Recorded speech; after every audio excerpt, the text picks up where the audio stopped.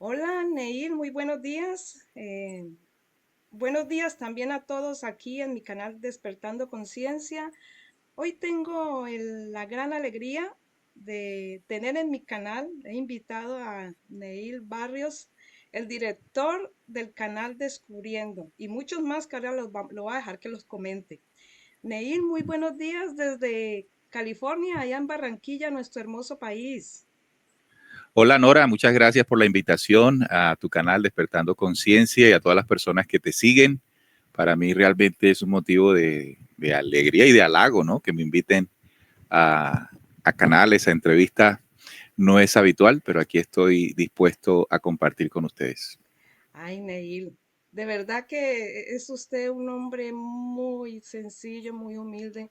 Es que imagínese mi canal, mi canal que es pequeñito apenas, no lo hago en vivo tampoco, ahorita lo estamos haciendo, pero Neil, es usted muy sencillo. Usted tiene un canal descubriendo que le tienen, yo llevo 4 años viéndolo y está creciendo a todo el mundo, todo el mundo lo está viendo por todos los lados del continente de la Tierra. Entonces, para cuando usted me dice que es un halago, pues más es un honor para mí. Muchas gracias por su tiempo, porque yo sé que usted tiene otros canales y muy ocupado. A ver, para las personas que no conocen a Neil Barrios, vuelvo y repito, él es el director de Descubriendo y otros canales. Yo lo dejo que Neil directamente se presente. Bueno, como lo dices, Neil Barrios, para servirles a todos, soy director de una radio online, originalmente RCPC, Radio Cultural Planeta Conciencia, desde hace 13 años. Esta radio la creamos con la intención de crear contenidos, como dice la misma radio en su eslogan, ¿no? Para crear una nueva forma de sentir y pensar. Y dentro de ese ejercicio de realizar radio, creamos varios programas, ¿no? Porque a una radio había que llenar su parrilla de programación. Y ahí es donde nació Descubriendo en el año también 2011, en agosto, y otros programas más como Planeta Conciencia, como Visión Noticiosa. Es decir, Descubriendo es apenas uno de los programas de la emisora que dirijo y que, bueno, luego de un momento cada programa en particular comenzó a emitir sus contenidos en YouTube. Entonces, pues el nuestro directamente era Descubriendo. En 2017 lo pasamos a hacer ya en YouTube con ese nombre, Descubriendo. Ya el canal pues goza digamos, de una popularidad entre quienes buscan información, conocimientos. Aparte de eso, pues también Planeta Conciencia, que fue el primer programa radial que hicimos, ya también está emitiendo en YouTube en el mismo nombre, ¿no? Con el canal Planeta Conciencia. Y el noticiero, el informativo Visión Noticiosa, que empezamos en la radio en 2012, ya también tiene su propio canal en YouTube, que es Visión Noticiosa también. Entonces, mi tarea acá es estar pendiente de la programación de la emisora, que es online, que se puede escuchar en rcpc.co y en la aplicación móvil para teléfonos Android RCPC Lite, y también participar en los programas en YouTube que ya les comenté. Aparte de eso, soy padre de familia, tengo 4 hijos, trabajo en otras cosas aparte de la comunicación. Tienes tu propia empresa. Sí, un negocio prácticamente. Ojalá fuese empresa, un negocio, Ah, pequeño negocio. Y tiene que ser así para yo poder dedicar tiempo al tema de la radio y a los canales de YouTube. bueno, es mucha entrega la que tú haces, Neil, por eso para mí es un honor, porque todo el tiempo, pero todo en función del despertar de la conciencia de la humanidad. La verdad que yo te agradezco en nombre de todas las personas que te vemos. Em, ya entrando al grano, hoy le voy a hacer sobre descubriendo, como te comenté, yo te veo hace 4 años. Sí. Y yo vengo de una formación religiosa que ya me salí y seguí muchas religiones. Entonces, cuando lo encontré a usted en YouTube, pues ahí me quedé y ese es mi propósito aquí en mi canal, darte a conocer también. Yo sé que te están viendo hoy mucha gente por el lado de tu canal y en un futuro, también en un diferido, también te van a ver otras personas por mi canal, también te irán a ver. Entonces, bueno, Neil, en tu canal de Descubriendo hay un eslogan que tú dices, descubriendo, ¿cómo es que es? Las cosas que dicen que no supieron, ¿cómo es que Con, es? ah, aquí se tocan aquellas cosas que hace mucho tiempo no quisieron que supiéramos. Es eso. Entonces, esto vamos a tocar hoy también, algunos temas aquí, inquietudes para ti, de las personas que no lo conocen, otras que ya van a repetir, lo vamos a repetir porque esto hay que repetirlo para ingresarlo acá. Entonces, bueno, Neil, la interpretación que hacemos aquí, que Neil nos da en su canal y que aquí vamos a hacer, es nuestra interpretación. Respetamos la suya y en todas las de los que nos estén viendo, entonces vamos a iniciar con aquellas cosas que no quisieran que supiéramos, ¿no, Neil? Exacto, que hace mucho tiempo no quisieron que supiéramos. Ah, exacto. Bueno, Neil, en tu canal, eh, yo decía Dios, bueno, Dios, el de la Biblia, Jehová, pero tú en tu canal enseñas la información de Dios no es, Jehová no es Dios. Cuéntanos. Bueno, ese es una de las grandes, de los grandes temas, ¿no? Evidentemente, porque siempre la humanidad ha tenido la necesidad de buscar su origen y dentro de su origen, pues las religiones y filosofías nos hablan de Dios. Somos algunas, ¿no? Porque recuerden que también está la teoría científica de la evolución. Pero en el tema de las religiones y algunas filosofías se habla del creacionismo, que fuimos creados por un ser superior al que le llamamos Dios. Y eso ha explicado en primera instancia esa necesidad de saber nuestro origen. Ya luego en el ejercicio de las religiones, ya en la práctica que le llaman espiritual, la humanidad cree que ese Dios corresponde a un personaje que es narrado sobre todo en el Antiguo Testamento de la Biblia nuestra. Esto no quiere decir que dioses de la antigüedad hayan sido mencionados y sigan siendo adorados en otras culturas, pero en el caso occidental, pues la referencia más cercana a encontrar de ese Dios es la Biblia. Y allí en el Antiguo Testamento aparece un personaje que cuando lo lee uno sin pertenecer a religión alguna, que fue el caso mío, yo no participé de religiones eh, porque pues no me gustaban, ¿no? Sentí algo que no me gustaban, aunque iba a la iglesia, a la católica, por tradición y todo eso. Pero allí aparece en la lectura aparece un Dios colérico, vengativo, un Dios que, bueno, tiene unos comportamientos impresionantemente humanos, digámoslo así, y ahí comienza una búsqueda de explicación de esto. Y lo que encontramos en la investigación, no nosotros, porque eso no lo descubrimos nosotros. De hecho, apenas unos 100, 200 o 300 años antes de Cristo, después de Cristo, ya Marción, un pensador, un buscador de aquel entonces, descubrió de que el Dios que se narra en el Antiguo Testamento no era el mismo del que venía hablando Jesús. De hecho, hay una corriente que se llama el marcionismo, ¿no? Muy criticada por la Iglesia Católica, evidentemente, porque contradice su dogma de fe. Entonces ahí se muestra un ser que realmente es de origen extraterreno, que se llama Jehová, un Elohim, que es el término que se utiliza en el documento bíblico para referirse a ese y otros personajes. Elohim es un plural, ¿verdad? No significa Dios porque es un plural. Esto lo profundizamos luego con las investigaciones y traducciones de Mauro Biglino, traductor muy reconocido, italiano, ¿no? Que trabajó para incluso eh, digamos, para la traducción de los textos antiguos en hebreo. Entonces, los Elohim, fíjate que es un plural, realmente es el título o el nombre que se le dio a estos seres extraterrenos que se presentaron ante los humanos de aquel entonces como dioses. Eso, eso fue muy malo para esa época, pero lo sigue siendo hoy, porque la percepción que tenemos de Dios, o sea, lo que nosotros creemos que es Dios, todo el mundo, aquí no hay que decir que la tengamos clara en lo que significa o es Dios, pero la mayoría de los seres humanos creen en Dios o creen que Dios es lo que surgió en la relación de los humanos de aquel entonces con seres llamados Elohim, o los caídos, o los dioses extraterrestres. E incluso hay un programa en History que le llaman los astronautas ancestrales, ¿no?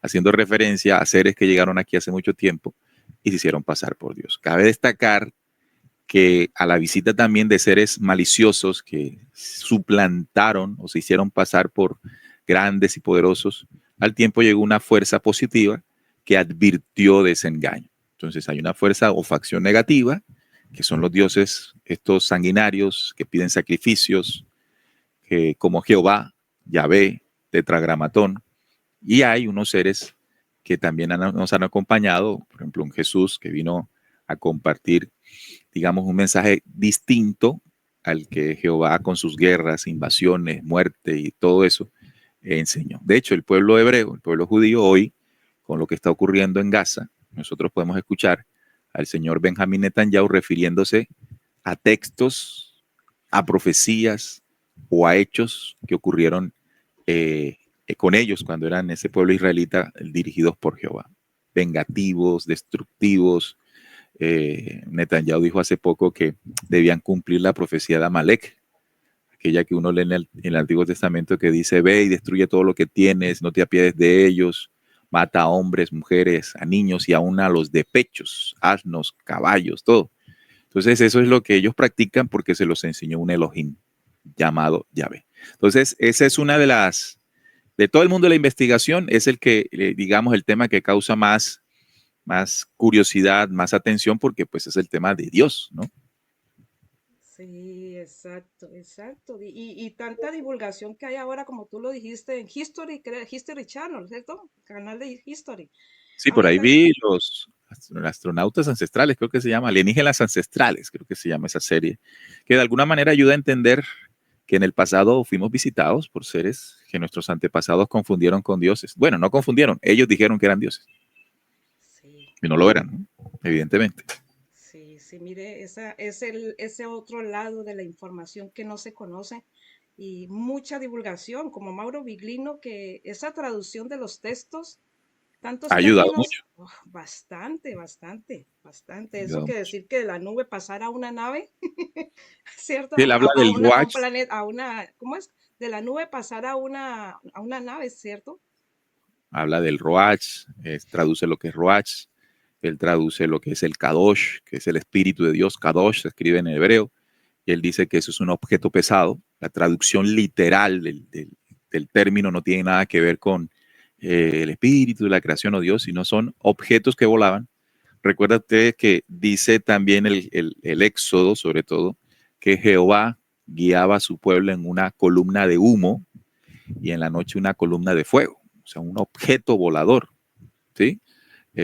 Cabe destacar que cuando uno denuncia que hay un Dios falso narrado en el Antiguo Testamento, esto no significa que no creamos en una fuerza superior, en una inteligencia superior a la que nosotros no le llamamos Dios, porque el término Dios es el que le dimos a esos Elohim. O sea, Dios como tal es el nombre que se le dio, que se le adjudicó a al ser o a los seres con que la humanidad se relacionó en ese pasado, esos seres falsos, ¿verdad?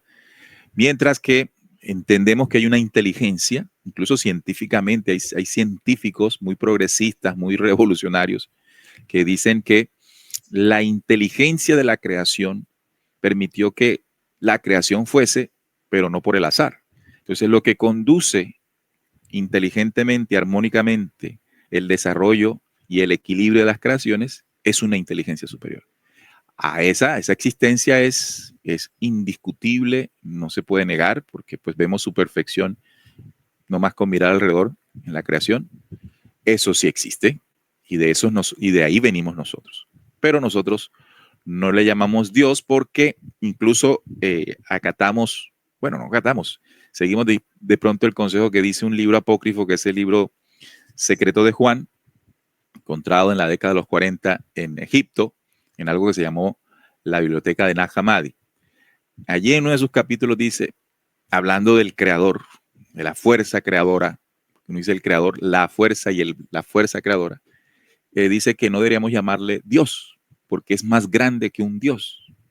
Entendiendo que un Dios son los seres estos que vinieron aquí, que se mostraron como eso, grandes y poderosos, celosos, vengativos, aquellos que si te portas bien te bendigo, que si te portas mal te castigo. Y todo eso suena a lo que la gente cree hoy. La gente cree en lo que no conoce, en lo que no sabe, y adora cosas que no son. Pero si nos enfocamos en el verdadero, no como alguien, porque el creador no es alguien, todo lo que es alguien o todo lo que es algo es posterior a algo que lo creó. Es el increado, es la creación, es la inteligencia, es la preexistencia. Por eso no se puede entender a Dios como alguien, como el señor de barba sentado en un trono, porque de ser así ya alguien antes de él lo creó. De hecho, los ateos, una de las cuestiones que utilizan para dudar de Dios es, bueno, ¿y ese señor quién lo hizo? Y tienen razón, porque un alguien fue creado por una causa anterior. Entonces ya no sería Dios, que sería una creación. Todo lo que es creación es posterior al principio preexistente de la inteligencia o del pensamiento anterior. Entonces, para hacerlo, porque cuando uno denuncia esto, dice, esta gente es atea, esta gente no cree en Dios. Bueno, en lo que llaman Dios, no, pero sí entendemos que hay una, digamos, hay una inteligencia superior. Si ya yo puedo entender eso, fíjate que antes yo decía, pero ¿cómo así que no cree en Dios?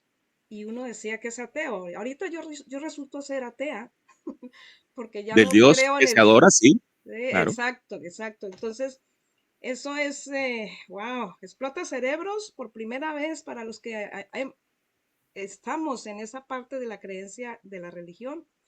Bueno, entonces, gracias por ese punto, Neila.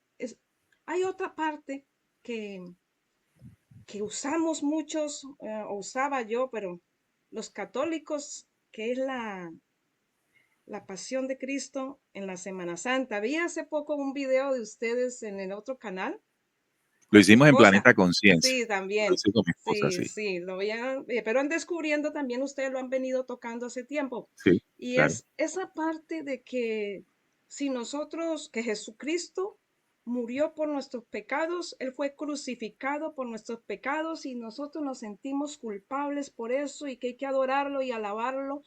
Y bueno, esa interpretación, por favor, nos la puede compartir, que es diferente a la de su canal.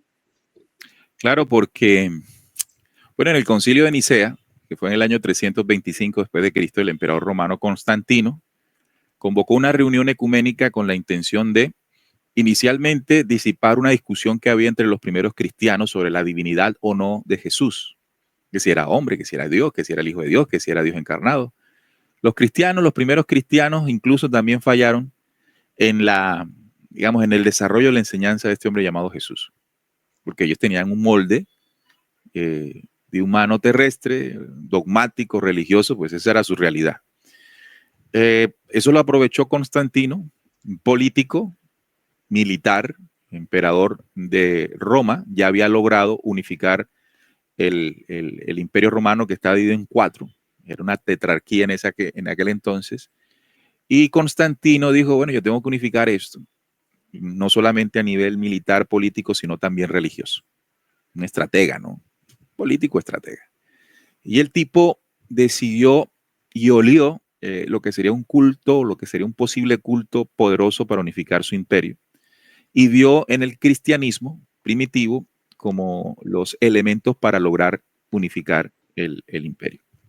Y él convoca a los primeros sacerdotes de esta religión, ya era una religión en aquel entonces, pero la adopta para el imperio. Y allí donde se vinculan diferentes aspectos para la conformación de una religión. Y lo primero que tiene que suceder es que tiene que haber una deidad central, tiene que haber una creencia, ahí es donde surge el famoso credo, ¿no? Creo en no sé quién, no lo recuerdo muy bien, pero ahí surge todos unos parámetros. Y dentro de esos parámetros religiosos, evidentemente, de manipulación, de construcción de una fe falsa, en un personaje que no vino a ser adorado, ni mucho menos a crear en torno a él una religión, eh, crearon el mito del sacrificio en Jesucristo. ¿Cómo así? Antes de Jesús, los dioses que hablé, los Elohim, tenían unas oscuras costumbres a partir de los sacrificios humanos y de animales. Al parecer, estos seres se alimentaban no solamente de la libación de los cuerpos en los sacrificios, como lo dice también en el Antiguo Testamento, Jehová, esto es olor grato para Jehová, dice unos apartes del Antiguo Testamento. Olor grato a Jehová. hacían sacrificios, rociaban la sangre en el altar. Eso era una cosa impresionante. Eso no solamente lo hizo Jehová, sino todos los Elohim que gobernaban en aquellas regiones. Los dioses que decía Jehová que existían en los contornos de ellos, que no los adoraran solamente a él, porque habían otros Elohim como él.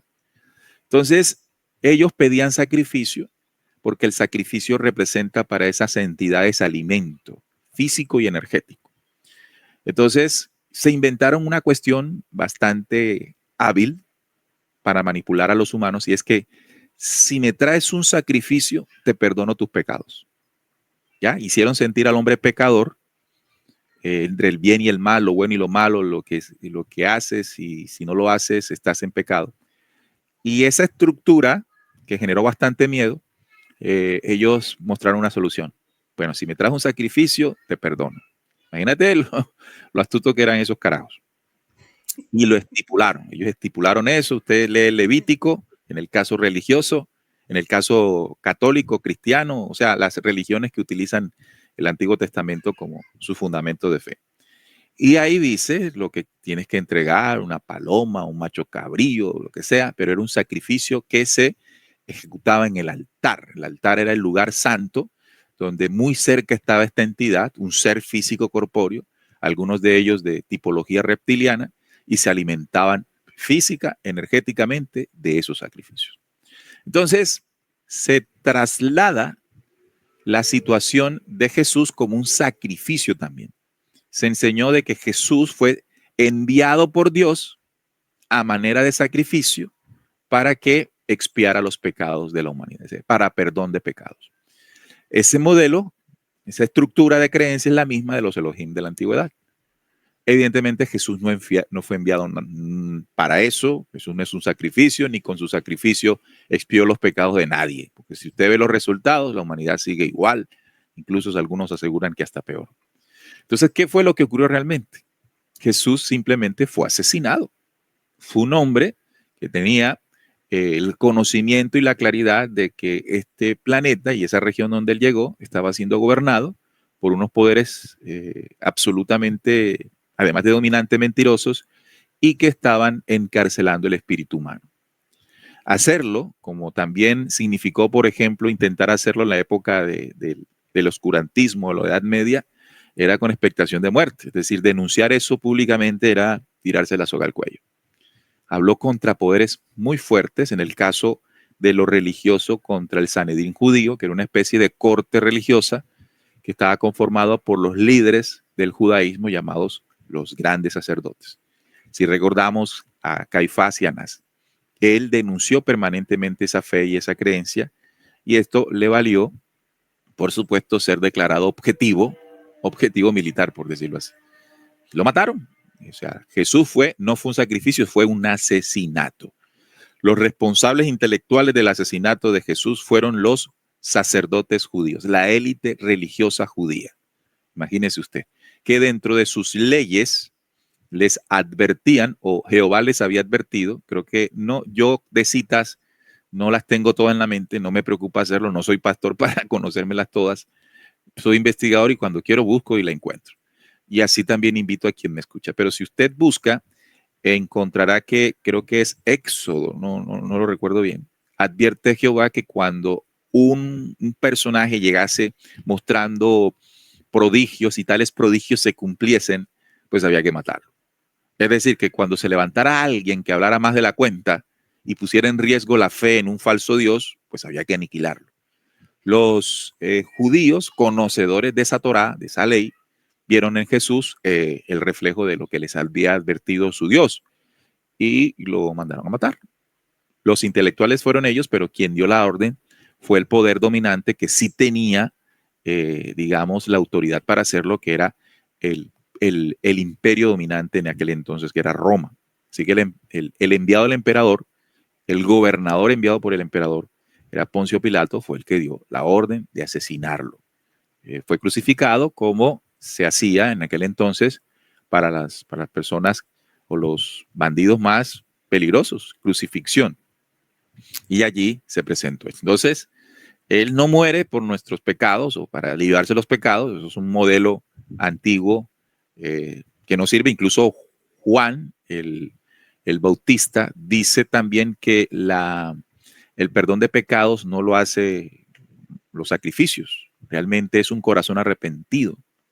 Fíjate que Juan, antes de Jesús, también decía que no es a partir de la muerte de un animal que se expían los pecados, es arrepentimiento, reconocimiento del error, transformar el error y ahí se dan. O sea, no es un proceso de culpa que sí enseñaron los dioses del pasado, que te sientas culpable, sino que asumas responsabilidad en el error y lo cambies. Tú mismo expías tu propio error mejorando. Ese es el otro modelo luz que viene enseñando primero Juan y Jesús. Entonces, hay que tener claro que recordar a Jesús no es recordarlo como que, ay, murió por nosotros. Y creo que también es una estrategia de la religión para hacernos comprometer con la fe en Él, ¿no? Es decir, que, oye, murió por nosotros en la cruz, ay, y nosotros acá mirando lejos, no, tengo que creer en Él.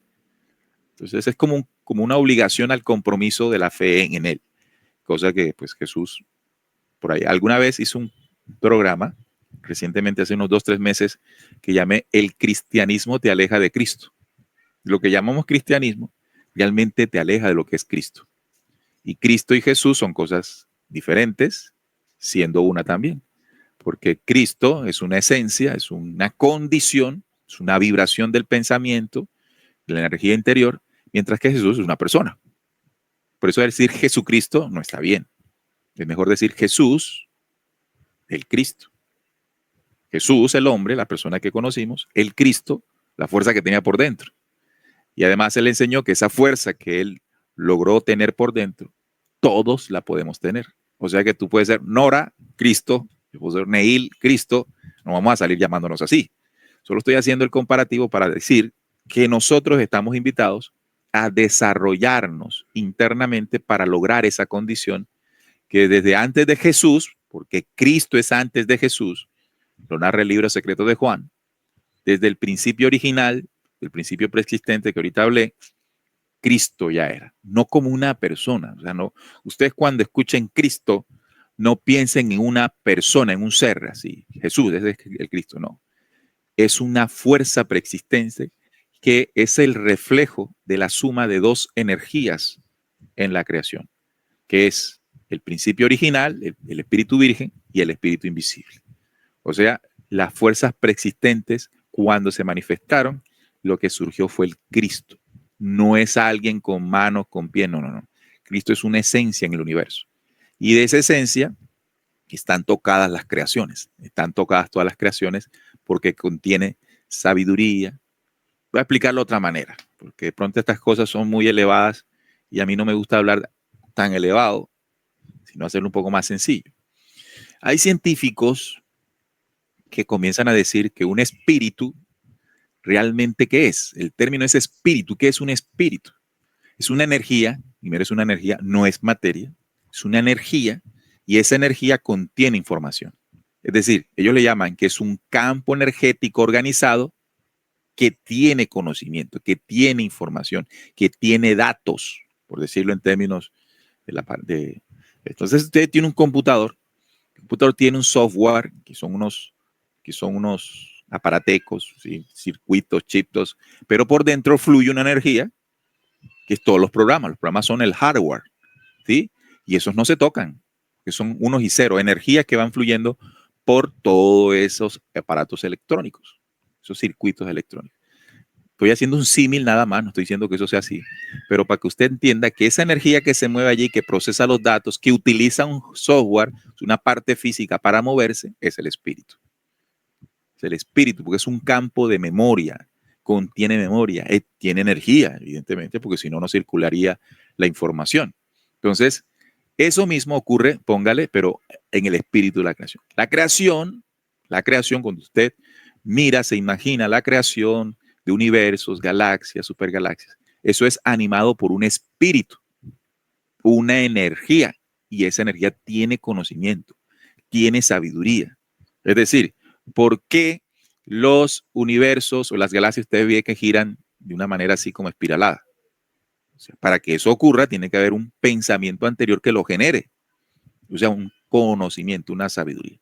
¿O por qué nuestra existencia muestra un equilibrio en los sistemas. Todo eso tiene un orden y ese orden es un saber, un conocimiento.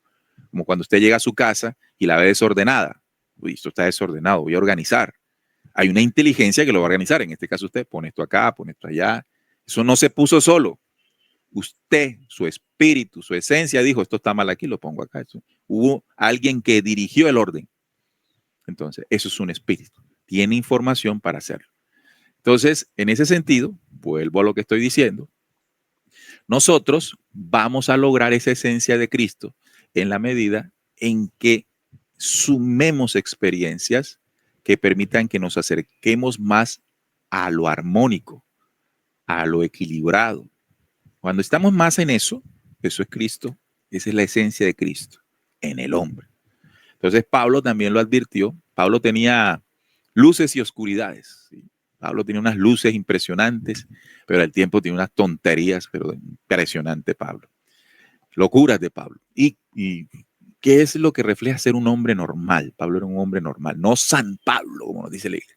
Pablo, un tipo que se encontró con un mensaje, un conocimiento y lo transmitió con unas de cal y otras de arena. En las de luz, el tipo decía que el Cristo debía ser formado en nosotros. O sea, que el Cristo es una condición, ahí lo dice ahí, que se forma en nosotros a partir de la aplicación de saberes espirituales que nos lleven a la armonía, a la paz, a la tranquilidad, al perdón, a la convivencia. Eso es Cristo en el hombre. Entonces, es eso, Jesús. Jesús es el hombre que portó eso y lo porta con la intención de que analizando sus palabras, analizando sus obras, podamos ver ahí reflejado qué se puede hacer.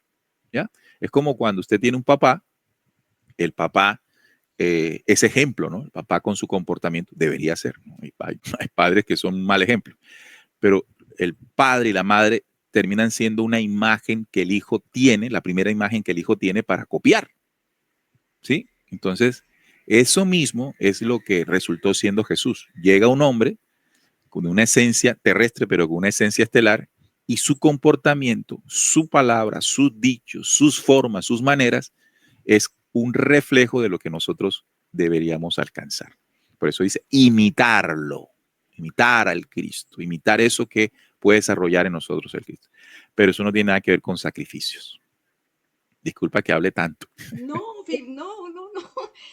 Te apasionas. Eso es cuando uno es así, está hablando con el corazón, tú hablas con el corazón. O sea, y eso produce una inspiración y una pasión. Y mira que lo que estabas tocando el tema hacía parte de dos puntos que yo te iba a preguntar.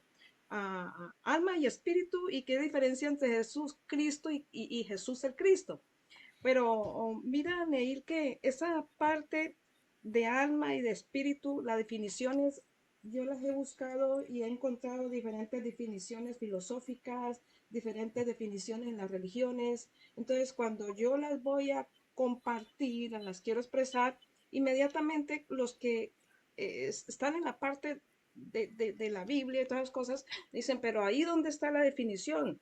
Definición me dicen, tú defines que el espíritu, pero el espíritu es el alma, que yo no. Entonces, esa parte al principio también me producía a mí mucha confusión, ya tengo claro, con ustedes he aclarado muchas cosas, entonces, pero para los que están aquí viéndonos o primera vez o nos van a ver, los que siguen, esa parte de confusión de qué es alma y qué es el espíritu, porque el espíritu es el que llega y ocupa nuestro vehículo, que es el cuerpo, para tomar las experiencias varias veces, pero muchas veces en otro lado dicen que es el alma. Entonces, ¿y que en qué Sí. parte está escrita? Bueno, dos cosas, ¿no? Bueno, primero que nosotros en este proceso de búsqueda debemos tener algo claro. Nosotros no vinimos a convencer a nadie. Nosotros no vinimos o no hacemos esto para que la gente crea lo que nosotros creemos. La persona que no crea o sienta que lo que estamos diciendo no es, pues no es y ya. No hay que debatirlo, no hay que discutirlo. ¿Por qué? Porque cada persona es responsable de crear su propia percepción de la verdad, siendo la verdad una. La verdad no es relativa. Lo que es relativo es lo que yo creo, lo que yo pienso, lo que yo opino. Eso sí es personal. La verdad es una. El sol sale todos los días, es una verdad. Eso nadie lo puede negar, eso está ahí, es una verdad. ¿Sí? Que estoy vivo, eso es una verdad, eso no es una teoría, estoy vivo, aquí estoy. Entonces, hay conceptos, hay creencias, hay opiniones que son simplemente eso. Y nosotros emitimos opiniones, nosotros emitimos investigaciones. Pueden ser, evidentemente, digamos, cuestionadas, pero más interesante sería que detrás de la cuestión, el interrogamiento, el interrogatorio o la duda, las personas se interesen en investigar eso que escuchó. Podría investigar más y conocer más. Dicho esto, paso a explicar lo que para nosotros es el espíritu y es el alma. Y esto no es porque lo diga una cita en particular, que es lo que a veces la gente quiere. Muéstreme la cita. Sí, sí, Eso no es así. Y si usted está en muéstreme la cita es porque usted está buscando que algo superior le diga qué es y qué no es. Y esto no funciona así. La verdad no está escrita en un libro. De hecho, la Biblia no es un libro sagrado. Nada más con que mencionar que se narra las historias de un Dios sanguinario. Imagínate, ya con eso dejó de ser sagrado. Primero que todo, la Biblia no es un libro, no se puede decir libro sagrado porque no es un libro, a pesar que uno vea que es un libro.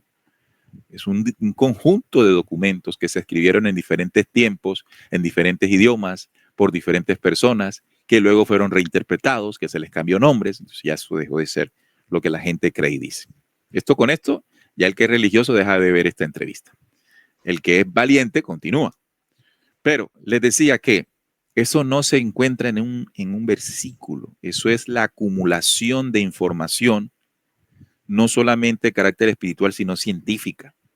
O sea, cuando uno le hace un barrido de información en la búsqueda, puede sacar conclusión. Y la conclusión que sacamos del espíritu es la siguiente. El espíritu ya les dije que es un campo de memoria inteligente, un campo de energía, un campo de memoria, que está en nosotros, pues nosotros somos seres espirituales, ya se sabe eso. Entonces, ¿qué es el espíritu y qué lo conforma? Es un cúmulo, es una sumatoria, es un recipiente, para hacerme entender, nada más, voy a utilizar esa analogía, es un recipiente sobre el cual yo voy a ir metiendo vida tras vida, porque reencarnamos vida tras vida la experiencia de mi existencia. Mi espíritu, es la sumatoria de todas mis experiencias, de todas mis vivencias y, digamos, la combinación de ellas me otorgan mi conocimiento, mi información. Mi espíritu es diferente al tuyo y del que cada uno de los que nos está viendo. ¿Por qué? Porque cada uno tenemos experiencias de vida diferentes. Entonces es mi espíritu. ¿Ya? Se me otorga de cero para yo, digamos, conformarlo, crearlo por mí mismo, que es lo que en un tema reciente en Descubriendo tocamos. El Dios producido por sí mismo, una frase del libro secreto de Juan. El Dios producido por sí mismo. ¿Qué es lo que debo yo producir por mí mismo? Mi espíritu, en cada vida. Para que eso ocurra, para que eso se pueda dar, para que yo pueda grabar información, necesito un cuerpo. En esta dimensión en la que vivimos, en este planeta, necesito tener un cuerpo, necesito nacer en un cuerpo físico. Mi espíritu nace en un cuerpo físico. A través de un cuerpo físico voy desde bebé, nazco y comienzo a aprender. Tengo una memoria de toda mi vida con las experiencias, los aprendizajes y todo eso. Cuando desencarno, o sea, deja la carne mi espíritu, porque yo soy el espíritu, no la carne es el vehículo apenas.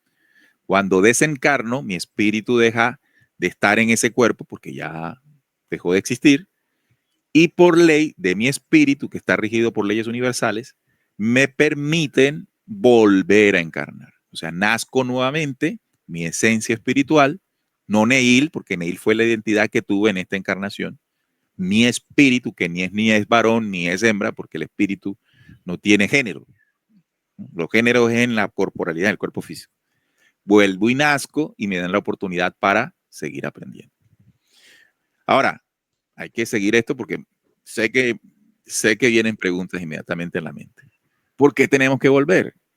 Porque nosotros, los seres humanos, estamos en un proceso de ascenso y desarrollo en un tiempo específico en el planeta.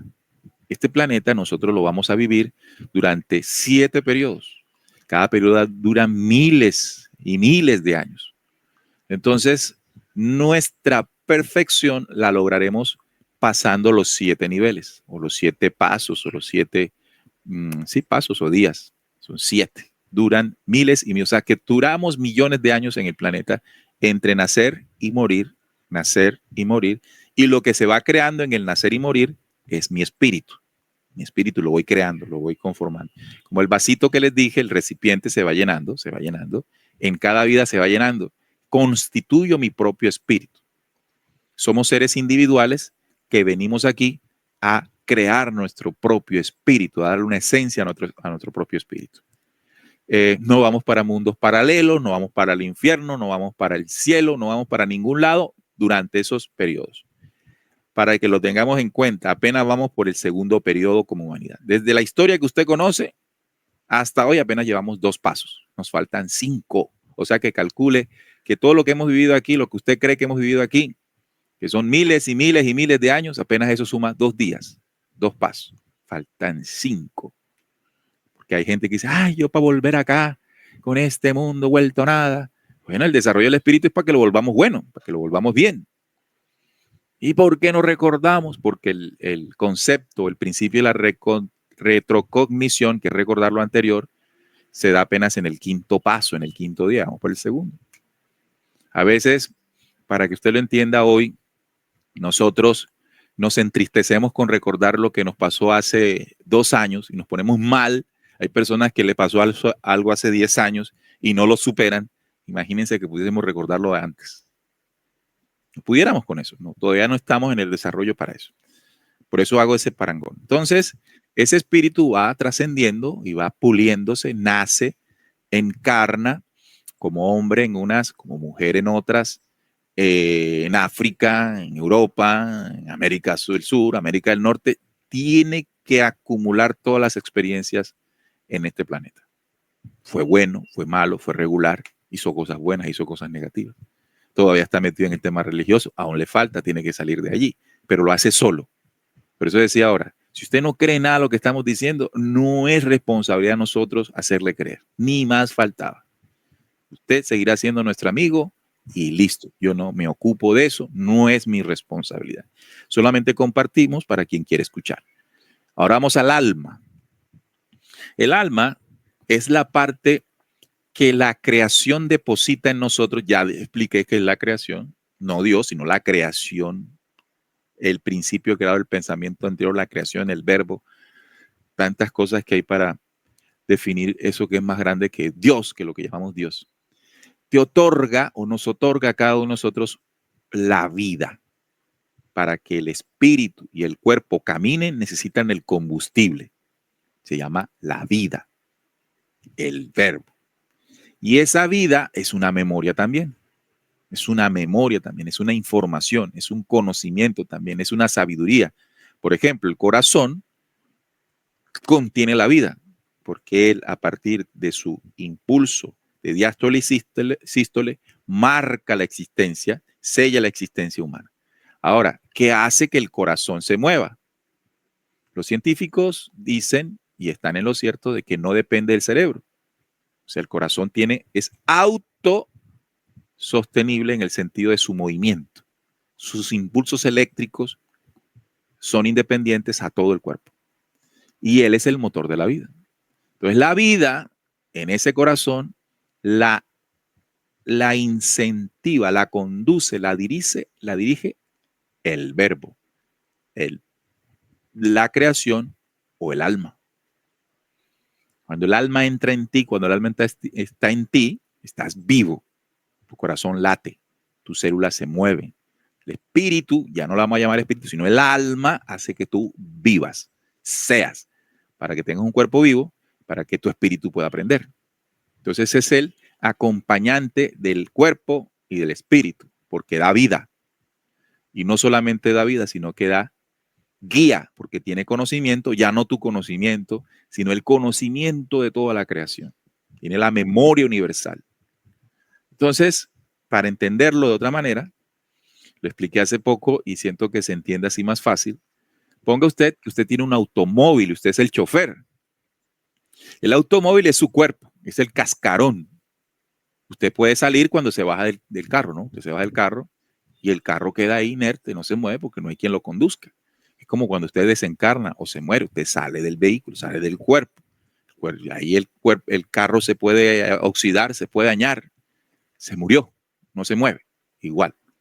O cuando usted entra al carro, abre la puerta y entra, se sienta, prende ese carro y comienza a moverse. ¿Qué es lo que hace que el vehículo se mueva? Se pueda mover. La gasolina, el alma, lo que mueve el vehículo. Usted prende con su espíritu, pero necesita un combustible que mueva eso, el alma. Pero además el alma le pone un copiloto al lado. Usted no va a ir solo, en la vía no va a ir solo, va a ir con un copiloto que sabe mucho más que usted. Ese es el alma, la voz interior, la conciencia, diciéndole, no vayas a cruzar por allá, frena, acelera, mira esto, mira lo otro, una guía, una ayuda. Entonces el alma en nosotros vendría siendo aquello que nos aconseja, aquello que nos hace ver el error, aquello que nos evita a cometer un error si la escuchamos. Porque usted le puede decir al copiloto, cállate, que me tienes cansado, y no lo escucha y se estrelló. Las personas que escuchen más su voz interior, Exacto. el recurso del alma de las creaciones, diciéndole lo correcto, por dónde caminar, y usted tiene toda la opción de negarlo. Usted si quiere, no le presta atención al alma, si quiere. Aunque el alma no lo va a desamparar porque su corazón sigue latiendo. Entonces le permite que se equivoque y corrija, porque usted va a sentir el dolor de la equivocación y usted mismo va a rectificar. Y así va. Y el alma me necesita, aquí estoy. No me necesita, aquí te esperaré. Por eso tal vez Jesús, haciendo una analogía a lo que estoy diciendo, decía, aquel que toque la puerta, lo abriré, entraré y cenaré con él. No Jesús, porque Jesús es una persona. Jesús está hablando en símbolos. Ese alma creacional, cuando toca, y usted abre la puerta, entra y cena con usted, le da el consejo, le da la tranquilidad. Y eso las personas lo han sentido, todos lo hemos sentido. Solo que somos tercos mentalmente y no prestamos atención. Entonces, espero que esa diferencia, cuerpo-vehículo, espíritu, memorias personales en el camino de las encarnaciones y el alma, la chispa de vida, el verbo y la sabiduría dentro del ser humano. Eso yo vi con ustedes esa parte del verbo que es muy diferente a la que nos enseñan en las iglesias, donde hablaban en el libro apócrifo de Juan. Todo esto, bueno, pero eso es otro tema muy profundo lo que ustedes enseñan, que cuando quieran entrar y profundizar más temas en el canal de Descubriendo pueden ingresar y en los otros canales que les dijo Neil. Pero esta parte de el alma y el espíritu, tengo el punto que ya lo tocaste de la reencarnación y reencarnación, pero aquí le sumo algo más, Neil, es resucitar. O sea, la reencarnación y resucitar solamente en las iglesias se la adjudican a la parte de Jesús. Es más, nos dicen que nosotros no reencarnamos por el pecado que cometió Adán y Eva. Y entonces, que los muertos resucitarán. O sea, yo tampoco me lo sé, pues así bien como en qué parte está, sino el mensaje, la idea. Que los muertos resucitarán cuando Jesús vuelva. Cuando Jesús vuelva, y todavía estamos esperando a Jesús, como nos lo han enseñado en la iglesia, para nosotros reencarnar y resucitar. ¿Qué nos dice a eso, May? Reencarnar y resucitar se asume dentro de las corrientes religiosas de que el que cree que reencarnamos está negando la resurrección. Y son dos cosas, si bien diferentes, complementarias. Resucitar es volver a la vida. Y esto se puede enfocar en dos aspectos, en dos miradas. La primera, la simbólica. Cuando Jesús le dijo al a una persona, dejad que los muertos entierren a sus muertos. ¿Recuerdan eso? Era alguien que debía ir a enterrar a su padre, no sé, no recuerdo mucho, pero la respuesta sí fue contundente. Deja que los muertos entierren a sus muertos. Entonces Jesús allí nos enseña en esa línea de información que el estar vivo no solo significa respirar. Podemos estar respirando, pero no vivos a la verdadera vida o a la vida real. Y en ese momento estamos muertos, respirando, pero muertos, porque tenemos un enfoque erróneo de la vida. Cuando estamos viviendo de manera desacertada es como estar muertos a la vida, desaprovechando las oportunidades reales de la vida. Estamos muertos, fue lo que Jesús intentó decir allí. Resucitar en ese sentido es el momento en que yo me doy cuenta de que la forma en que estoy conduciendo mi existencia es irreal. Y cuando busco información, datos y orientación para lograr el camino de la vida real, entonces resucito. Entonces, todos hemos estado muertos o estamos muertos y buscamos resucitar. Lo digo en términos más complejos. Estamos dormidos, con vidas perdidas, tristes, dolorosas, problemáticas, estamos muertos, dormidos, y llega un momento del despertar. Ese momento de despertar es renunciar a lo viejo porque quiero construir una nueva condición. Ese proceso de muerte a vida se llama resucitar, resurrección. Esa es la primera línea, es muy sencilla de entender. También Jesús se la expresó a Nicodemo. Jesús le dijo, debes nacer de nuevo. Debes volver a nacer. Entonces él dice, bueno, pero ¿cómo es el cuento de entrar al vientre de mi madre para volver a nacer? No se puede. Fíjate que Jesús hablaba mucho más allá de la literalidad. Por eso Jesús no lo puede entender literalmente. Aquel que deje padre y madre y se fue de la casa. No, eso no es así. Eso no es esa literalidad. Esos son símbolos que usted tiene que interpretar. ¿Ya? Entonces, en ese caso, él le dice, bueno, tienes que volver a nacer. El Hijo del Hombre es volver a nacer. Para volver a nacer tienes que morir. Morir a una vieja condición para nacer a otra. Ese paso se llama resucitar. Simple. Y hay otra que es la resurrección física. Que una persona, su cuerpo dejó de funcionar físicamente hablando, dejó de respirar, su corazón, y al rato se levantó otra vez. Eso es resucitar también.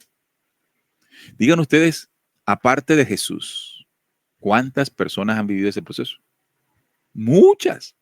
Sino que la religiosidad no ha dejado ponerle el nombre que es a esos eventos. La gente ha resucitado. Momentos en el que el cuerpo deja de funcionar y luego cobra vida. Entonces, científicamente se le pone nombre, nos enredamos. Entonces, es para no aceptar simplemente que hay momentos en que el cuerpo deja de estar, la vida deja de estar y se recupera bajo unas leyes, unos principios del proceso espiritual. Entonces, los dos son posibles. Las dos son posibles. La primera, que es la que todos debemos practicar, evidentemente, antes de morirnos, y es morir al hombre viejo, morir a la condición vieja, morir al dolor, morir a lo que nos atrasa, morir al conflicto, morir al estrés, morir a a la vida que no es. ¿Cuánta gente tú has escuchado que dice, hombre, mi vida era un desastre? Yo iba para donde no era. Afortunadamente estoy encontrando un camino. Resucitó, volvió a la vida, recuperó su existencia y ya tiene otro propósito. O el momento mira, hay una historia bastante interesante en la que en la antigüedad a las personas que se morían, luego de un tiempo exhumaban el cadáver, los enterraban y sacaban y se daban cuenta abriendo las tapas de los ataúdes que estaban rajuñados. Sí. ¿Sí? A manera de que, oye, ¿qué pasó aquí? Esta persona se levantó estando allá abajo. Y de allí pasó una situación bastante interesante y es que colocaron una ayuda, es decir, una campana con una cuerdita que bajara hasta el ataúd para que si la persona reaccionaba estando enterrada, moviera la campana y lo escucharan. De ahí es donde surge la frase salvado por la campana. Ah. Que uno cree que es en el boxeo. El boxeo la adopta. Sí. El boxeo adopta una frase que es más vieja, salvado por la campana, porque esa persona reaccionó, resucitó. A nadie le gusta que le digan que eso es así. Pasó de su estado, no recuerdo el nombre que le dan los científicos, y volvió y movió la campanita y lo sacaron.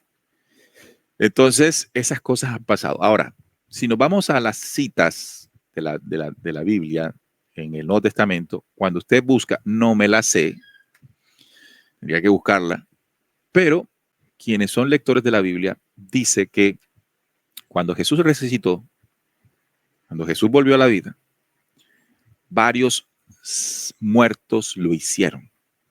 Varios lo hicieron. Lo dice el documento bíblico.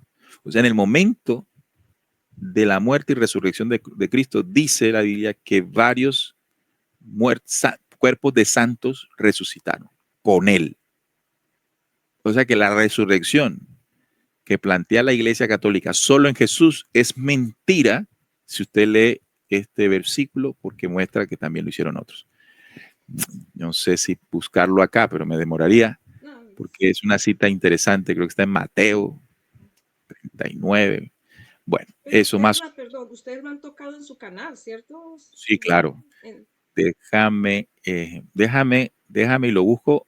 Bueno, tú me habías preguntado, hecho otra pregunta con relación a la reencarnación, ¿no? Bueno, la reencarnación ya la expliqué. Sí, sí, Y sí. que no va en contravía a la resurrección. La resurrección es un proceso de transformación.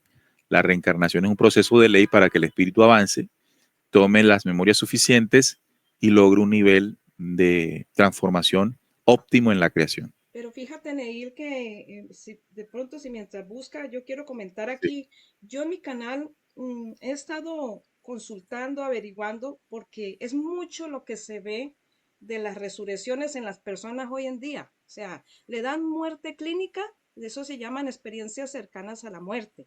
Le dan muerte clínica y resulta que cuando miran, está ahí la persona, alguna actividad en sus ondas cerebrales están ahí funcionando.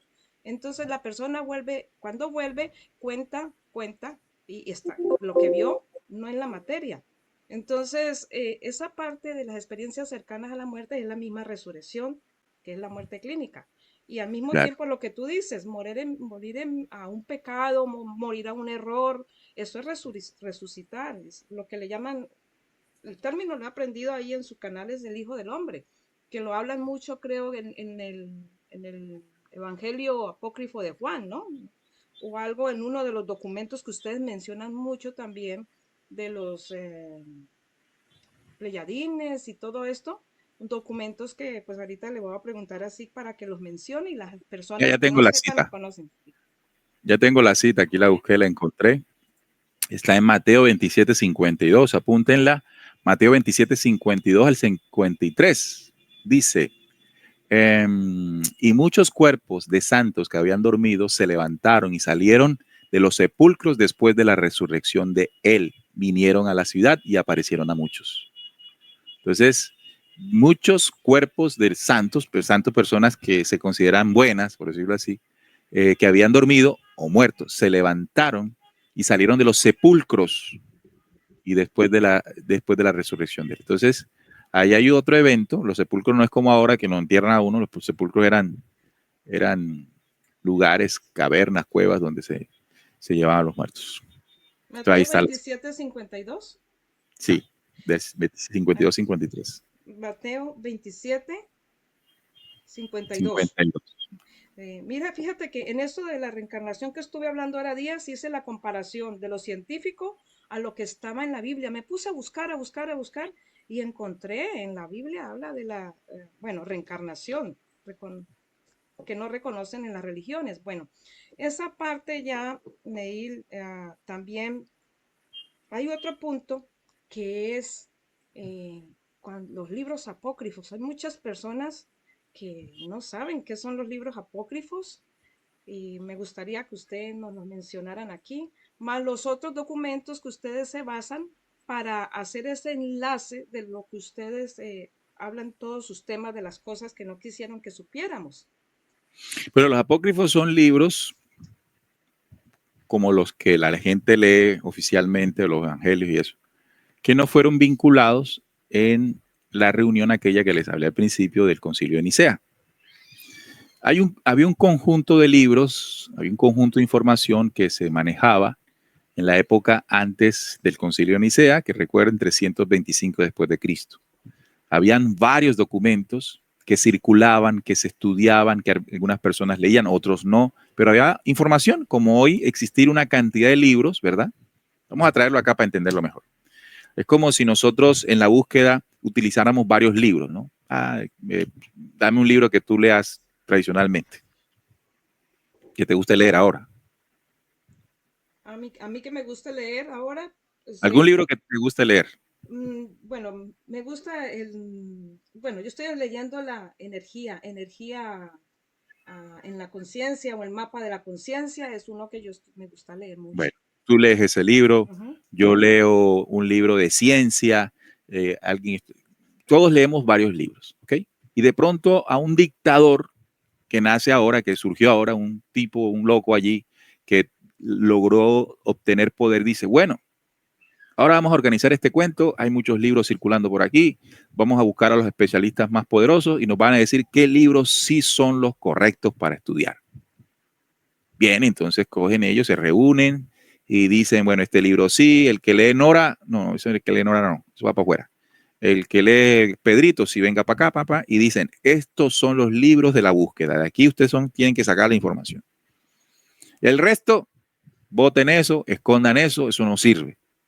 Bueno, a eso es que no vincularon en esta selección, es lo que en aquel entonces llamaron apócrifos. Apócrifos no es porque no hayan sido inspirados, porque no tengan la suficiente sustentación, no, es porque quien decidió reunir los válidos desechó a esos por algún interés de que el conjunto de personas al que él quería llegar con los libros que sí, pues no le convenía esa información. Es eso nada más.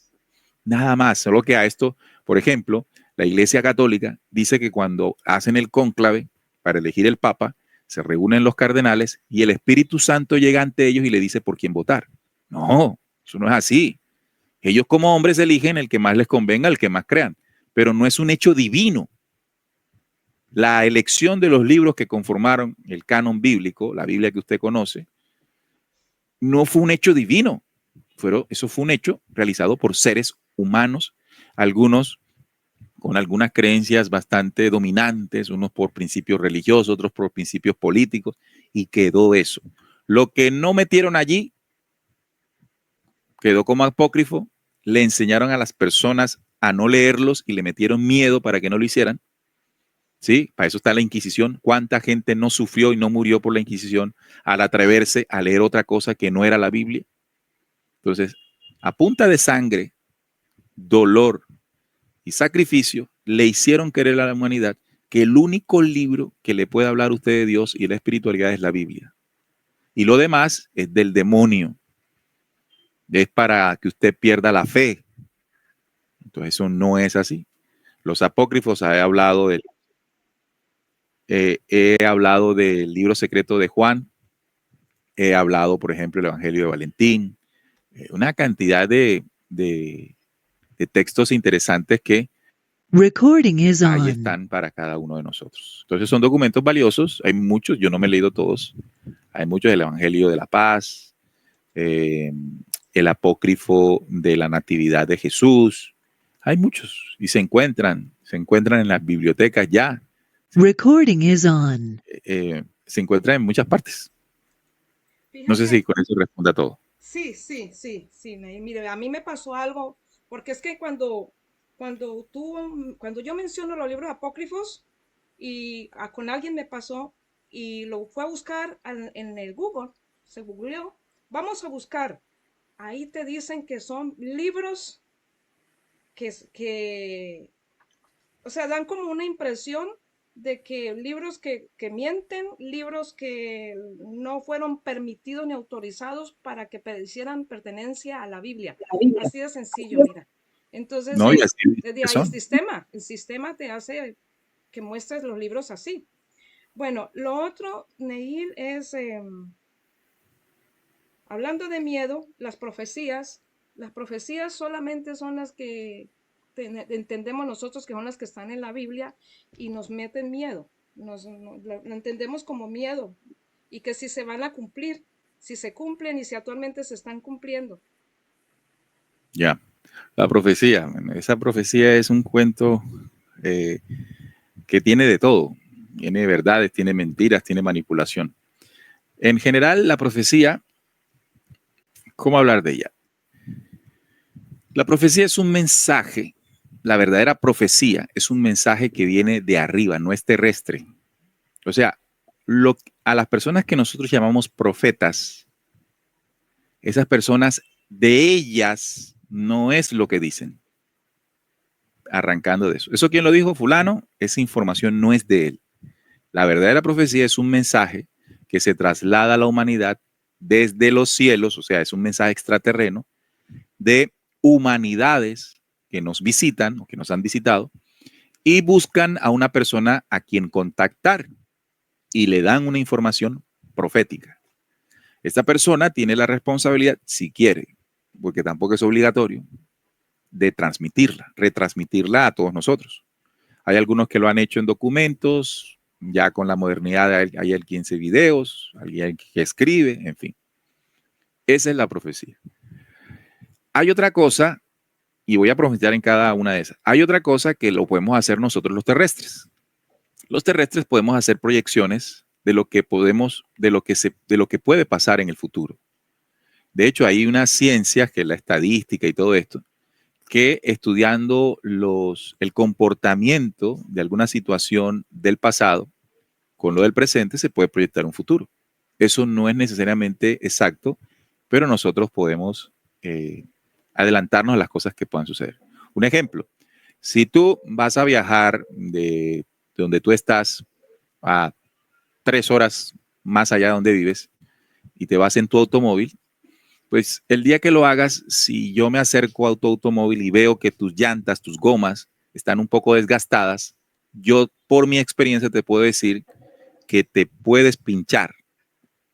Te puedes pinchar. Nora, cambia el neumático, cambia la goma, cambia la llanta porque te vas a espichar, vas a manejar 3 horas, el pavimento está caliente, las condiciones del terreno son, tiene que estar los neumáticos bien, y si no lo haces, te vas a espichar. Entonces tú no haces caso, tú crees que sí puedes llegar y a mitad de camino te espichaste. Yo no soy un profeta por haberte dicho eso.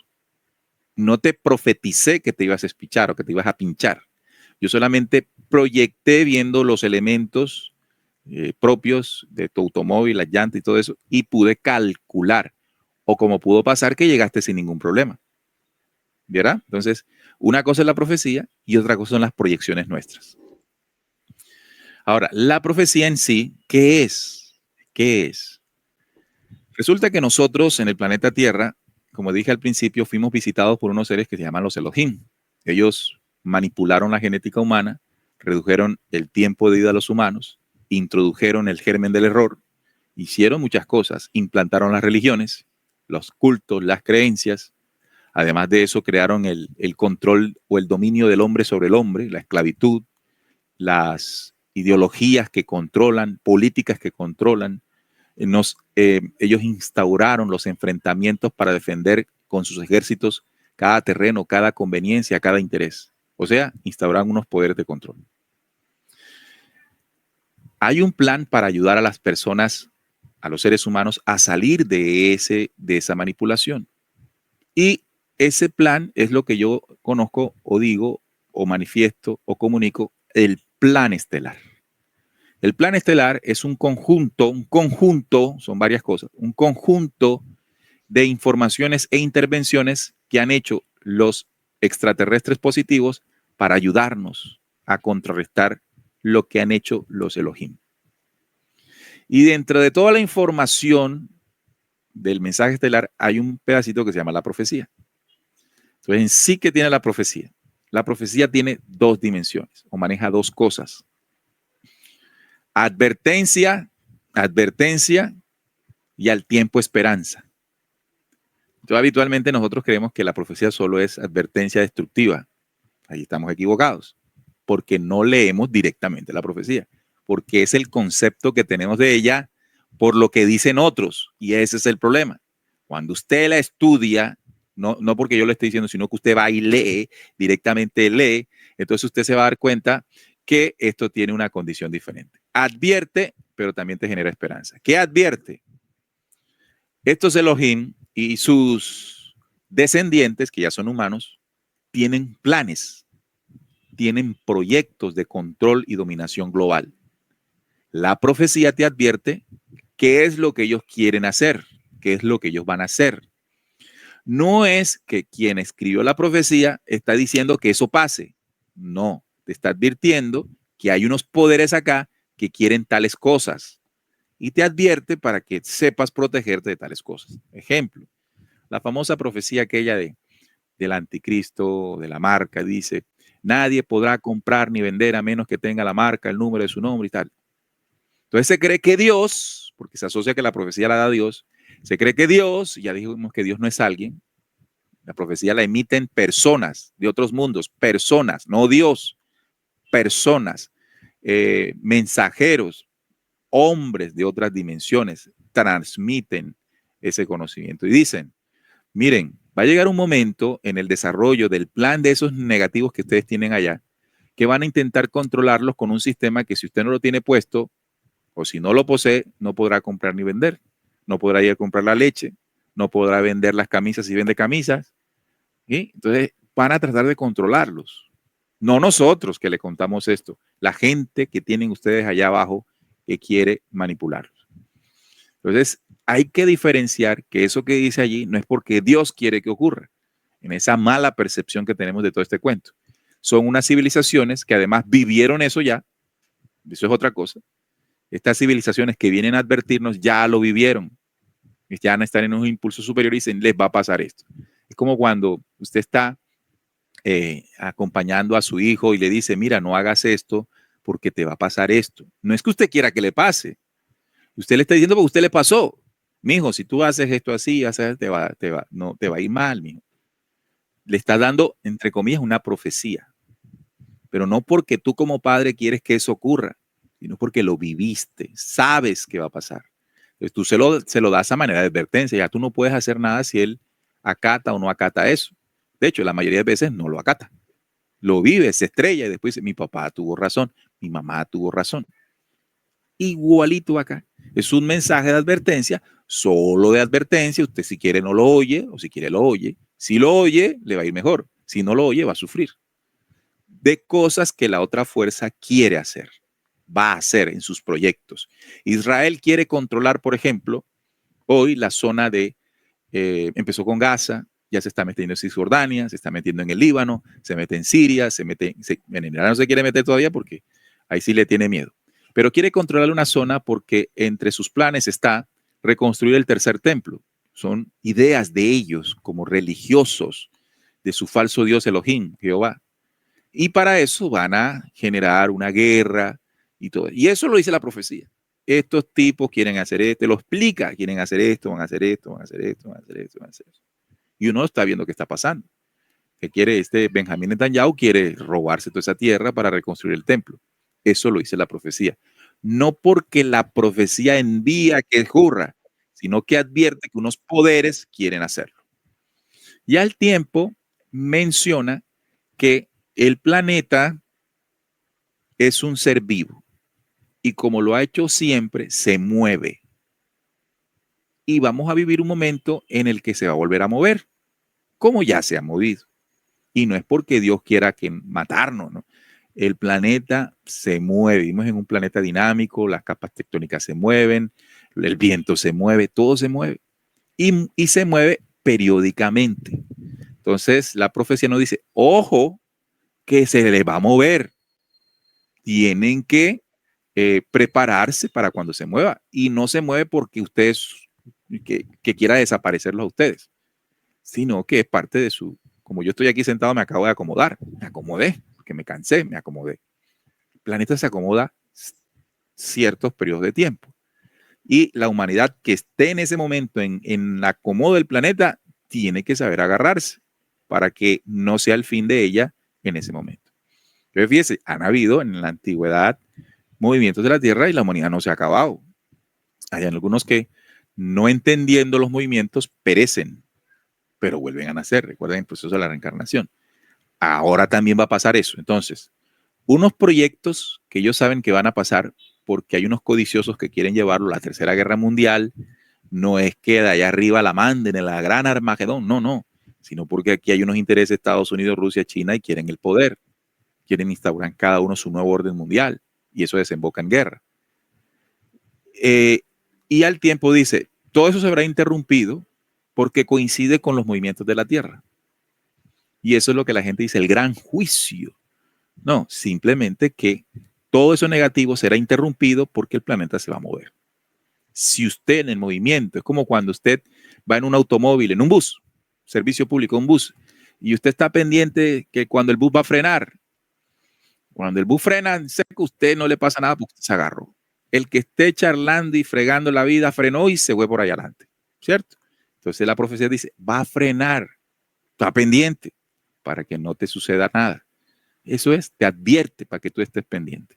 Que tú quieras atenderlo o no quieras atenderlo, no es problema de la profecía. Dios no te va a castigar porque la creas o no la creas. Eso no funciona así. Entonces, eso son cosas objetivas, hay que verlas objetivamente. Y también hay que entender que, aparte de eso, ya dije, por ejemplo, que el profeta no se inventa el mensaje. Él no es el dueño del mensaje. Él no es el dueño de lo que profetizó. Él solamente está replicando. El dueño del mensaje es el ser extraterreno de carácter positivo que vino al planeta y lo entrega. ¿A quién se lo ha entregado? Al señor Juan en Patmos se lo entregó. Lo que él llamó Apocalipsis, que realmente significa revelación. Después eso lo escribieron y eso lo han metido, lo han manipulado, pero hay un mensaje de transformación, pero al tiempo de cosas que van a cambiar de parte de esa fuerza y los cambios naturales. Y al tiempo habla de esperanza.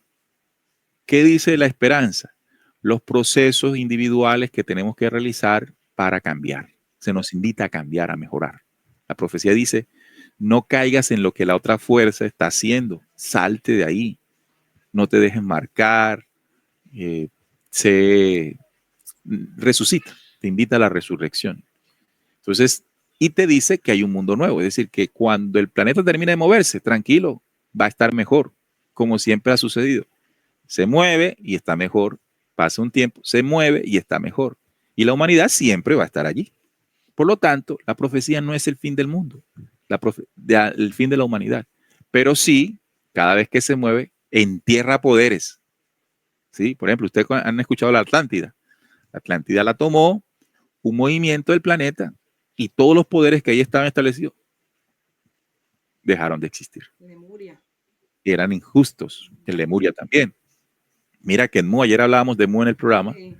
y descubríamos de que ahí el continente se movió porque los continentes se mueven.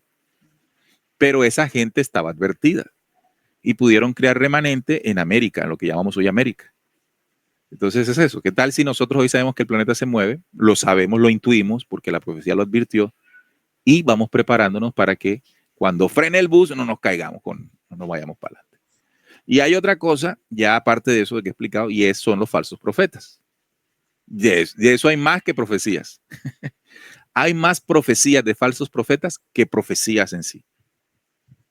Y mayoritariamente la gente se dirige a la de los falsos profetas. Por eso la profecía en sí tiene mala fama, porque se han tomado la de los parlanchines que no han dejado de existir desde que existe eso del mensaje profético. Siempre hay falsos profetas.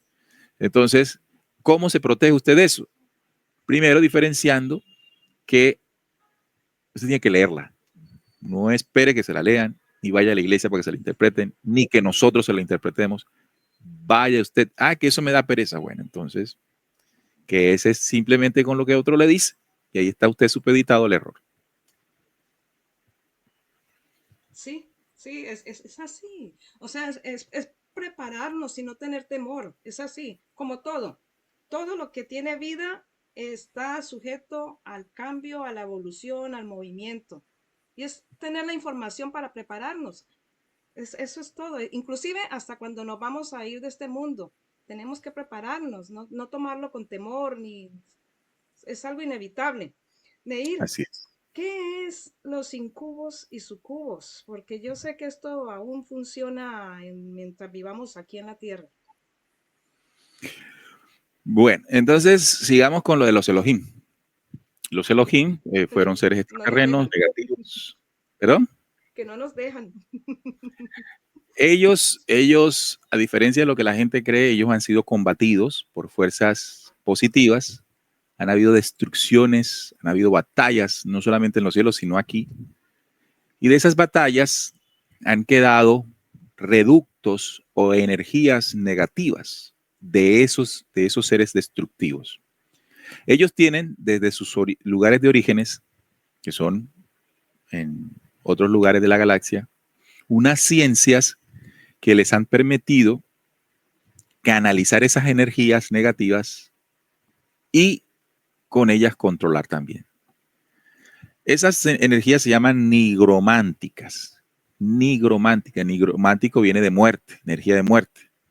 Entonces, las energías nigrománticas que quedaron de esas destrucciones luego de las batallas que seres luz hicieron con ellos, eliminaron los cuerpos de varios. O sea, ya los Elohim no caminan por aquí como lo hacían antes, pero quedaron unas energías de ellos, no le podemos llamar espíritu eso porque eso está degenerado, quedaron unas entidades. Ellos tienen una ciencia, la cábala, entre otras, que permite canalizar esas energías y darles forma o darle cuerpo, darle vida. Entonces, una de las cosas que ellos construyeron, estos seres negativos, fue una dimensión sobre la cual se mueven, y es el astral. El astral, a diferencia de lo que muchos creen, no es una bellecería, eso es el hogar de las entidades que se pueden manejar, porque como es un fluido etérico, pueden tomar y forma de acuerdo a los intereses de ellos. Entonces, esas energías se alimentan, porque para vivir se alimentan de energía, pero la energía con que se alimentan es la energía más baja del ser humano, no la más elevada. Por eso ellos han creado condiciones de muerte, desesperación, de estrés, para que las emociones que nosotros liberamos puedan ser alimentos suyos. Dentro de esas entidades, dentro de esas energías que chupan energía, están los incubos y sucubos, que son unas entidades que se han especializado en la absorción de las energías sexuales. Son las personas, no son personas, son los entes que aprovechando el estado de sueño y las condiciones de debilidad mentales y emocionales de la víctima para sustraer su energía sexual. Incluso algunos llegan a asegurar que en el caso del varón hasta el semen que pueden utilizar para sus experimentaciones. Entonces son energías negativas, oscuras, densas, que sobre todo en el periodo del tiempo de sueño, manipulan mentalmente a la víctima para hacerle creer que están viviendo una experiencia sexual con alguien que en su mente aparece ser muy bonita o muy bonito. Y mientras eso ocurre, hay una liberación energética en lo que llaman los sueños húmedos, creo que se les llama así. Y en esa liberación de energía, porque cuando nosotros eyaculamos, en el caso del varón, o la mujer llega al proceso del éxtasis, libera energía.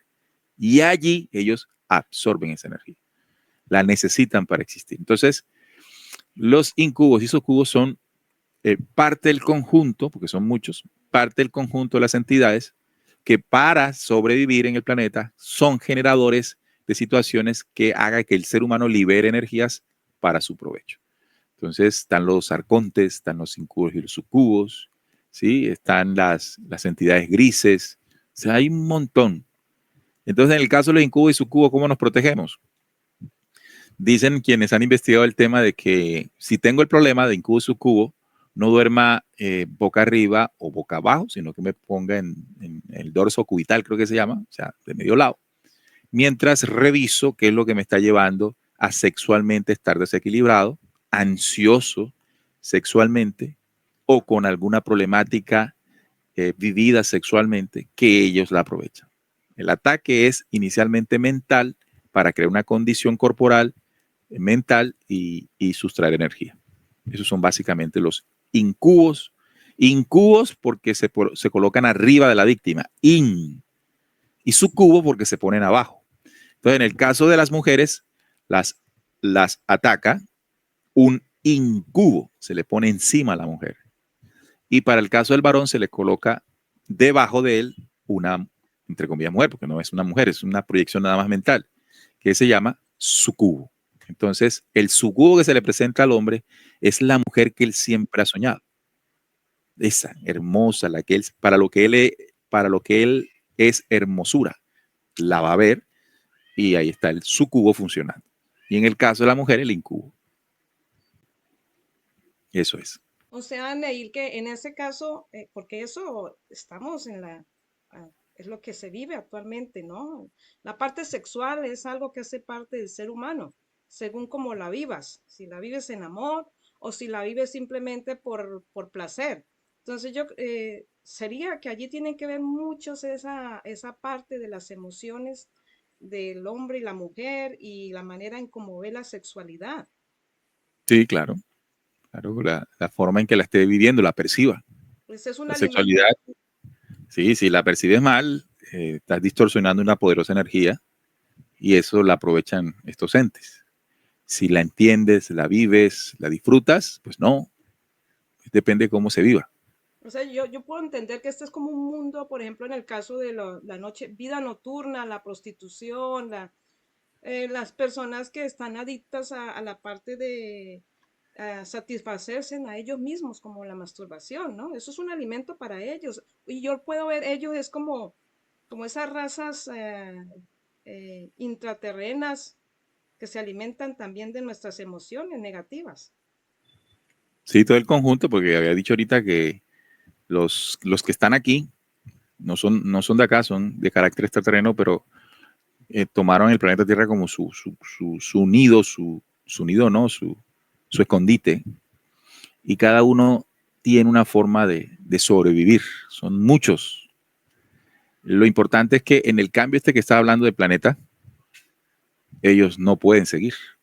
O sea, que es necesario el cambio del planeta, el cambio de la dimensión del planeta, la estructura del planeta, porque cada vez que eso ocurre es como cuando el perro está lleno de garrapatas se sacude, salen volando las garrapatas. Entonces, Sí. más o menos va a pasar eso. El planeta comienza a moverse, estarán volando esas entidades y la energía solar, que es otra depuradora, pues los debe quemar por entidades que son. Bueno. Bueno, Neil, yo creo que ya es mucho, muy suficiente para una persona como tú que es muy ocupada. Mejor dicho, muchas gracias, Neil. Muchas gracias a todos ustedes que estuvieron aquí acompañándonos en este momento y a los que nos van a ver en diferido. Neil, algunas palabras para los que te están viendo o los que te van a ver en este momento y para mostrar tus canales. Y hay una visita el próximo fin de semana en Cali, para los que viven en Cali, por favor. Sí, sí. El equipo Descubriendo estará en Cali este 28 de septiembre a las 3 de la tarde. Ya estaremos compartiendo las invitaciones en las redes sociales para si usted vive en Cali pueda acompañarnos y también se va a transmitir para quienes vivan en otros lugares, ¿no? Entonces, ahí atentos para que se vean esta información. Tiene que ver con la nueva era y con todos estos falsos, digamos, propuestas espiritualistas que lo que hacen es llevarnos para donde no es. Bueno, lo que quiero decir para concluir es primero gracias. Decía al principio que eh, mi costumbre es hacer programas e invitar personas a que participen en los programas. De hecho, muchos de los canales que la gente sigue empezaron en el ejercicio de RCPC de la radio y yo puedo contar con una sola mano las entrevistas que me hacen, que me han hecho. Por eso digo, es un honor. A mí me han invitado no más de 5 veces, te lo aseguro. Entonces, cuando me dicen, te voy a invitar a una entrevista, para mí eso es extraño, ¿no? Estoy acostumbrado a hacer entrevistas y a escuchar a las otras personas, que me acostumbré a que era raro si alguien me dice, hey, vamos a entrevistarte en tu canal y tu cosa. Entonces me siento halagado, porque eso lo hace sentir uno halagado, ¿no? Siente que uno tiene algo para contar y alguien lo sabe y dice, hey, te invito. Entonces te doy las gracias por eso, porque pues piensas que tienes el pensamiento de que puedo contar algo en tu canal y no importa que tu canal sea pequeño, grande. Pues yo tengo, por ejemplo, descubriendo que tiene 140,000 suscriptores Dios y mío. Tengo uno que es Planeta Conciencia que tiene 600.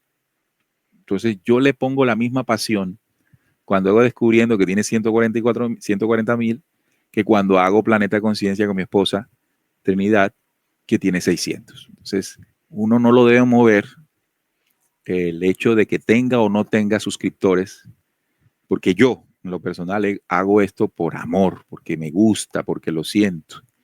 Y como tengo digamos, la escuela de que cuando empezamos en la radio nos escuchaba uno y ese uno era el hermano, la hermana o la mamá. Y lo hicimos y lo hicimos, lo hicimos, lo hicimos, lo hicimos, lo hicimos. Y hoy en Descubriendo, pues son 140.000 suscriptores, de los cuales pues no todos lo ven. Pero uno no tiene que ni sentirse grande porque tenga un canal grande, ni sentirse pequeño porque tenga uno pequeño. Porque eso no es lo que da valor a lo que uno hace. Lo que da valor es la satisfacción de hacerlo. No es la meta, es el camino hacia la meta lo que se disfruta. Y el solo hecho de saber que lo que estamos haciendo puede tocar a uno o a dos, o a 100 o a 200 o a miles, es igual de valioso. Entonces, gracias por tenerme en cuenta, por tener en cuenta el trabajo de los canales y a las personas que nos están escuchando. No somos nosotros a quienes ustedes deben seguir. En el YouTube está el seguir, ¿no? Seguir a, en las redes sociales, seguir a o el me gusta a. Sigan lo que esas personas dicen, lo que esas personas plantean. Sigan sus postulados, no los crean tampoco, pero al tiempo no los rechacen. Ustedes tienen todo el derecho a no creer esa información, pero igual tienen toda la responsabilidad de comprobarla. Y cuando ustedes no siguen o creen en esas personas, sino que ustedes investigan y comprueban y sobre todo aplican, ustedes son seguidores de sí mismos. Síganse a ustedes mismos, crean en ustedes mismos. Hay muchas personas que me escriben haciéndome consultas y lo que me están consultando es lo que es, pero necesitan la validación de alguien que ellos creen, que cree, que sabe. Digo, no, tienes que creer en ti. Y si de pronto estás equivocado en algo, no le bola, que eso en el camino tú irás corrigiendo, pero crean en ustedes. No tienen que seguir y creer en fulano, no. Y se lo está diciendo a gente que hace contenidos. Duden, no crean. El que está hablando no tiene que comprobárselos. Eso es su trabajo. La responsabilidad de un generador de contenido no es esa. Y para adelante, ¿no? Porque la transformación ya es una realidad. Gracias, Nora. Gracias, Neil. Muchas gracias. Y hasta pronto. Espero te haya gustado esta información. Suscríbete a mi canal, es gratis. Allí donde dice suscríbete. Déjame saber si te gustó, dale un me gusta y también compártelo para que muchas personas se den cuenta de esto y también YouTube también lo comparta. Así es que trabaja YouTube. Si te gusta, te suscribes, le das me gusta y lo compartes.